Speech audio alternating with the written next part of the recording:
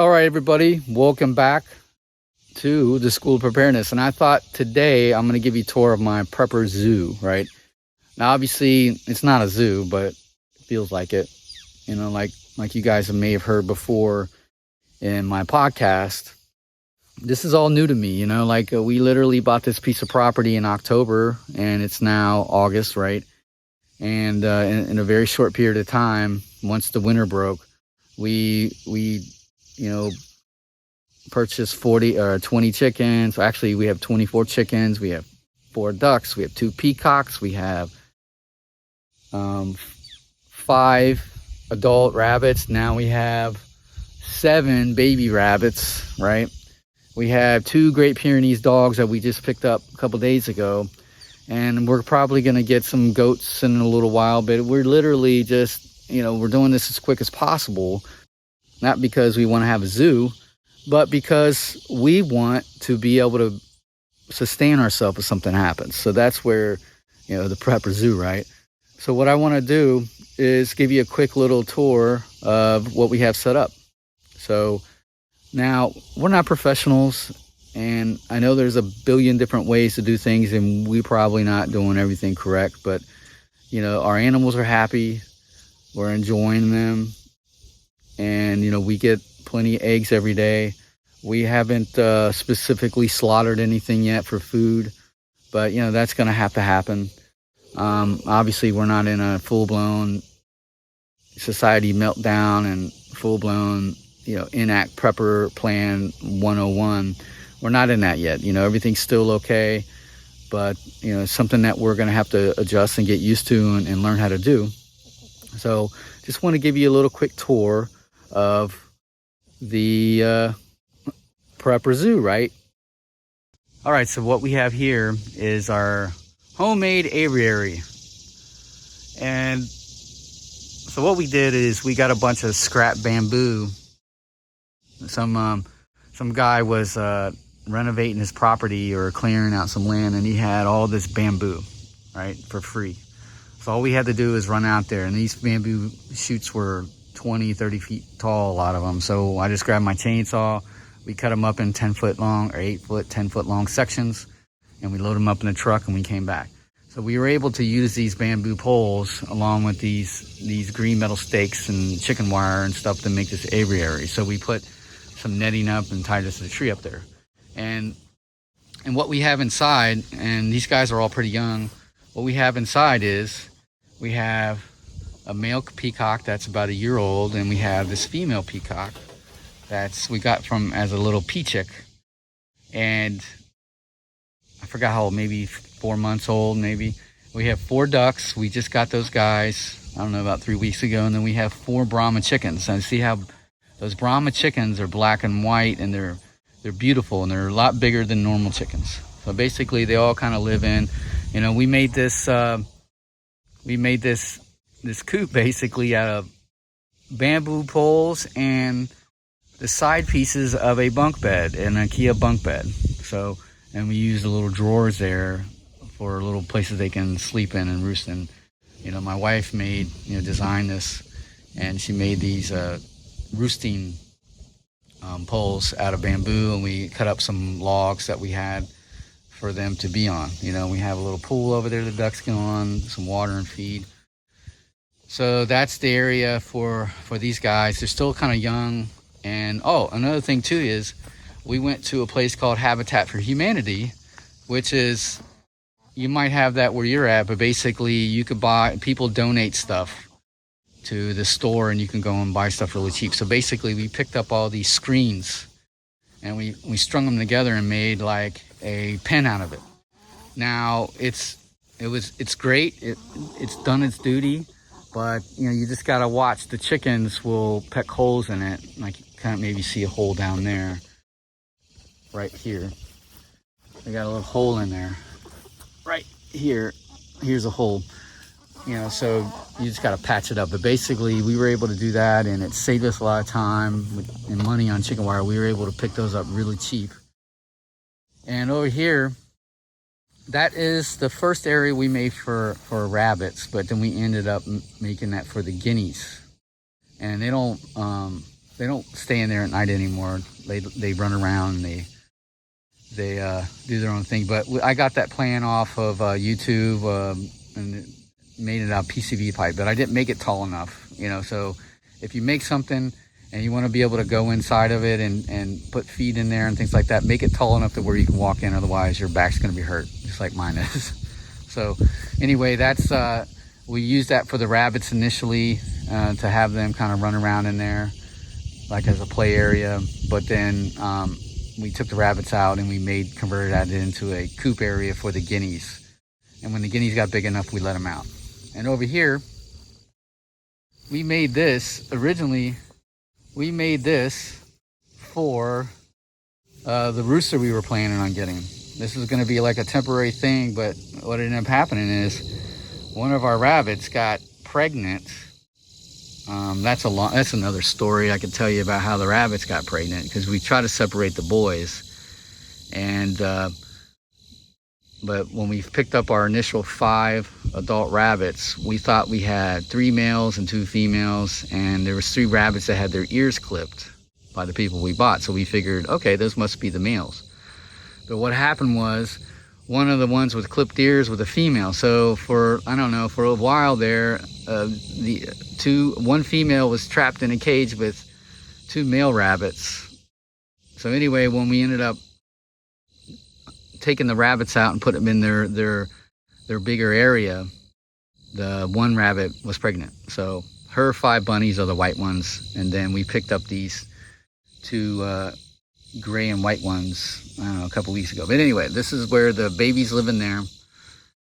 And once again, this was made strictly out of bamboo poles and some other pieces of wood and chicken wire and zip ties, right? And some used OBC board and some black plastic bags, right? And it's working pretty good. Now over here, that is a rabbit hutch that I got off the line as well. And so the initial part of it was we were going to have the rabbits separated and have a little back area that they can run in, and you know, when they have their babies, they'll have an area for them. But we ended up kind of changing that up. So basically we have the boys and girls separated. So this side over here is the girls. So there's 3 girls. You see them hanging out. And then we built this little overhang, but it keeps falling down. We got to get some different string, you know, that's for shade. And the guineas like to roost on there at night. And so we used the green tea stakes, and then we used basically chicken wire, and we zip tied everything together, and we use these nifty little bamboo poles, right? Once again, and eventually we're going to put netting over top to protect from aerial predators like owls and hawks and things like that. So over here is the boy side. See, I made a ramp with cinder blocks and things like that. This was the most expensive thing, was building out this rabbit. And I got to fix that white piece that's coming off the trim there. Not sure how that came off, but we got to get around to doing that. And you know, we have a little shade area right over here. And this is our chicken coop area. Now, we used bamboo poles, and we use this camouflage netting that the military, use in the military. We put those up as a form of shade. We have our little feed containers over there. We have some barrels that we bought off of Craigslist. People were selling them for $5 each. These great 55-gallon barrels, plastic, and we have some metal ones. And for the table, we got some, my wife is outstanding at finding this stuff. She went on government deals. I have to talk about that, a whole nother show about that. But picked up all these doors, these old thick school doors, wooden doors, like, for like literally a couple dollars each. So we're using that as a table. And with wood being so expensive, you're able to do a lot of things with this stuff now. Anyway, so we put these little troughs, which is another idea of my wife's. Put these little troughs out here, and we fill it up with a chicken feed, and the chickens can run around there and eat it. Put this, fill this thing up with water every couple of days, and the chickens drink out of it. And see, we have the bamboo up against the T-poles, right? And eventually, like I said, we're going to put netting over it, right? Not only as a protector against birds of prey, but also shade. And over here, we have piles of wood shavings. Now, I have a friend of mine who has he has a lumber yard, like a small lumber yard, but he also has a farm. So we buy fresh raw milk from him, and he has this huge pile of these wood shavings, and I can get them for free. So I pull up every once a week when I go get my milk, I go pull my pickup truck and I fill it up with all these wood shavings, and we use that. We put it all around in the chicken pen and where the rabbits are, and it covers the muddy parts, and it's just a way to keep things clean, and it's great. And you know, when it gets a little dirty or whatever, you can just shovel it up and put it in your composting pile, and you know, the chickens end up going through that anyway. But here's a coop. My wife built this all by herself. Actually, it was her first building project that she did, basically most of it all by herself. She did a great job, but we did it all with scrap stuff that we found. Everything's scrap. That door, one of the doors I was telling you about, it's on the bottom. Cinder blocks are awesome, and you can use them for so many things. And we just had most of this stuff is scrap, except for some of these little wood pieces right there, and you can get those really cheap. I forgot what they're called, like the official name of them. But most of this stuff is all scrap stuff. And then you can always go on Craigslist or Facebook Market, and people are trying to get rid of scraps, you know, pieces of wood. You know, it could be old pieces of OBC plywood that's been sitting out there, and you know, maybe someone died, and you know, the family members have to clean the house out, and they maybe had a stack of all this stuff, and they just want to get rid of it. Or a company's going out of business, or they're shutting down, and they got to get rid of all this stuff laying around. So they'll sell this stuff dirt cheap. And whereas, you know, it might be older and it might be, you know, weather worn a little bit, but it'll save you from having to spend, you know, $60 on a piece of OBC board where you can get it for 10. And so that's basically what we did. And this is the main part of the chicken coop where you know, this is where the chickens roost at night. So this is the first thing that we did for the chickens. And we put this netting over it, and basically it's a great place for them to, you know, owls or hawks can't get to them, but yeah, it's a great place for them. And we bought this chicken coop online, and you know, excuse all the chicken poop everywhere. I just cleaned it up 2 days ago, but they roost there every night and have to clean that up. But anyway, we bought this on online, and you know, for I don't know, $100 something, put it together, and it's working. And then we made some other coop areas right here off of this area right here. Basically the metal piece there, that's from a trampoline we had that was busted up. So we used that as a support beam, and we used some plastic roofing that I had originally bought for the rabbit hutch, but we ended up putting on this. And right there, those are shelvings from a kitchen. When we bought our house, we ripped out the kitchen. So those are the shelvings, and we use that as the coop, and it works great. And we have a fold-up table that we use right there. It's kind of a form of cover and thing you can hang the food from. And then, you know, my wife built this right here, and this is where we can plant different, like barley and I think wheatgrass, and it's grown so the chickens can eat it. And you got the chicken wire there, so they can't get down to the roots. So basically, you just water it and it grows, and they eat it. And this is right here for water. I think it's 60 gallons, but we found that for $5 on Craigslist. And then here we go, chicken roosting area. But this right here is they never use it. But once again, old pieces of bamboo and $5 55-gallon drums that we found. So we've been able to build this coop out really, really cheap. Okay, pretty quickly actually. Now, you know, will it last 20 years? No. But when you're just trying to get something done really quick because you're trying to prepare yourself, then this is what happens, right? But this is holding up pretty good, and that's our rooster, the only one we have. His name's Paparoo. He's outstanding. But you know, this is we have 22 acres on the property, and we're only utilizing 4 of it right now, just with all this stuff. But here's our puppies. They're still kind of hanging out in the house with us, but we bring them out here so they can get used to being around the chickens. So that's the dog kennel. We found this. Some guy was selling this on Facebook Market, and we found this kennel for I think it was $60. But you know, brand new, those are hundreds and hundreds of dollars. I mean, as another example, we found 2 kennel cages, huge, like 4 foot by, I don't know, 2 feet cages that we can fit both of these puppies in. We've got 2 of those cages for $30, and these things are like $160 each. So people are getting rid of stuff all the time, and you can get great deals on all kinds of things. Here's we got these little baby pools for the Great Pyrenees, so they can jump in the water if they want to. They have food. But there's the pond. So when the ducks get a little bit more accustomed to the area, we're gonna build a little spot for them outside so they have a pond, you know. And we just stocked the pond full of 100 catfish and 200 bluegills a couple months ago. So they should be getting pretty big. But here's an overview. That's where the chickens are. There's the rabbits.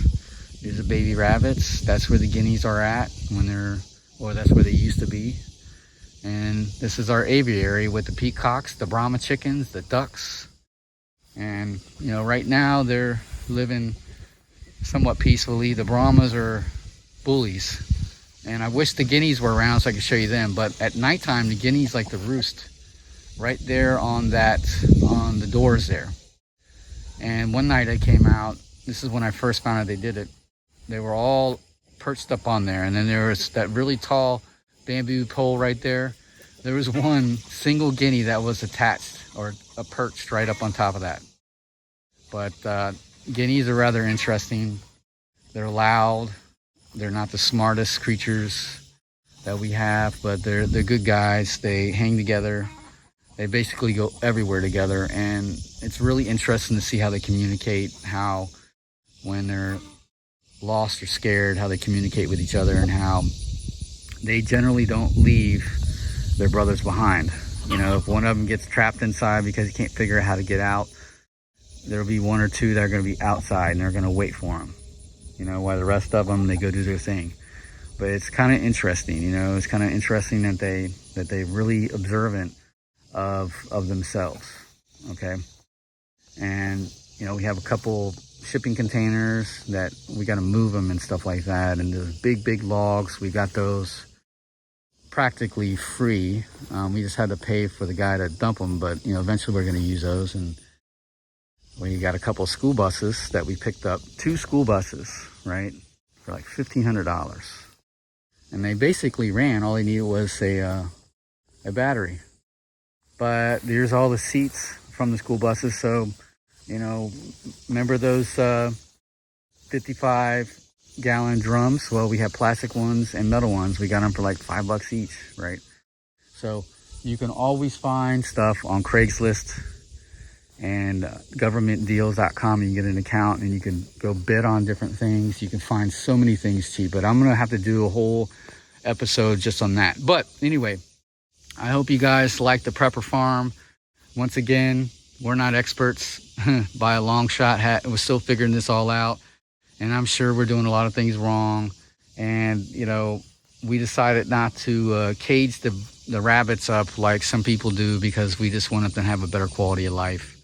Once again, we haven't really gone full blown eating them or anything like that, or reproducing them to, you know, for feed or anything yet, but that's going to come. But right now we just want them to enjoy themselves and didn't want them caged up 24/7. But anyway, so let's sign out. There's Paparoo. You see him on the exit credits because he's the man. He's probably one of my favorites. He does a very good job of watching over his flock. And he always comes up to me. He always walks towards me when I come out. So I don't know if he's checking me out as a competition or he's legitimately trying to say what's up.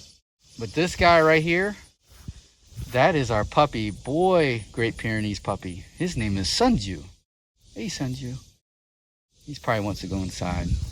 And this is his sister, Soba. Soba. She's sleeping. Soba. That's Soba right there. And you can see we use cinder block or a piece, I forgot, these aren't cinder block, but if you use these are so cheap. You can get those really cheap. So it's a nice little thing you can throw together pretty quick. Have a little fire pit that we put together really cheaply. All right, everybody. So I hope you enjoyed this, our little tour of our Prepper Zoo. Not a zoo, but it feels like it. And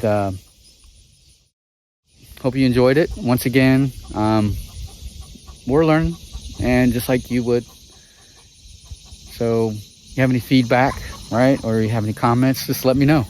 And I hope you enjoyed it.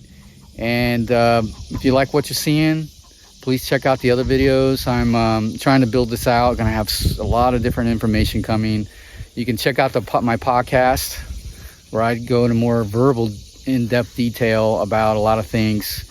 And that's the School of Preparedness. You can check it out on iTunes, Spotify, and whatever other hosting platforms that you might listen to your podcast. Just check me out. But if you like this, hit subscribe and leave a comment. You want me to talk about something specifically, shoot it. If I don't know what it is, I'll figure it out. If I know something about it, I'll make a video on it. So anyway, take care, stay safe, watch your six, and remember, it's not being paranoid, it's being prepared. Yeah, yeah!